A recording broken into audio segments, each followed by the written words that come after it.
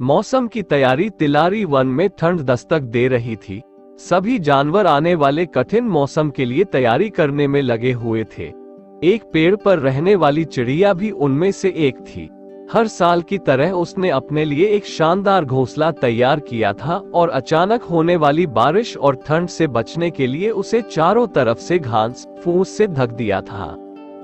सब कुछ ठीक चल रहा था कि एक दिन अचानक ही बिजली कड़कने लगी और देखते देखते घनघोर वर्षा होने लगी। बारिश से ठंड भी बढ़ गई और सभी जानवर अपने अपने घरों की तरफ भागने लगे। वो चिड़िया भी तेजी दिखाते हुए अपने घोंसले में वापस आ गई और आराम करने लगी। उसे आए अभी कुछ ही वक्त बीता था कि एक बंदर खुद को बचाने के लिए पेड़ के नीचे आ पहुंचा। चिड़िया ने बंदर को देखते ही कहा, तुम इतने होशियार बने फिरते हो तो भला ऐसे मौसम से बचने के लिए घर क्यों नहीं बनाया। यह सुनकर बंदर को गुस्सा आया, लेकिन वो चुप ही रहा और पेड़ की आड़ में खुद को बचाने का प्रयास करने लगा। थोड़ी देर शांत रहने के बाद चिड़िया फिर बोली, पूरी गर्मी इधर उधर आलस में बिता दी, अच्छा होता अपने लिए एक घर बना लेते।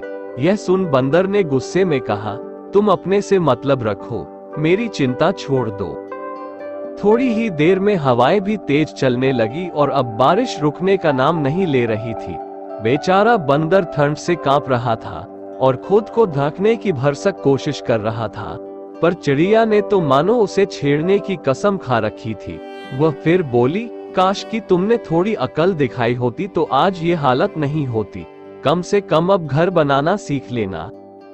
इतना सुनते ही बंदर गुस्से से तुरंत ही पेड़ पर चढ़ने लगा और बोला, भले मैं घर बनाना नहीं जानता लेकिन मुझे तोड़ना अच्छे से आता है।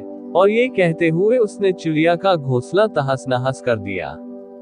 अब चिड़िया भी बंदर की तरह बेघर हो चुकी थी और ठंड से कांप रही थी।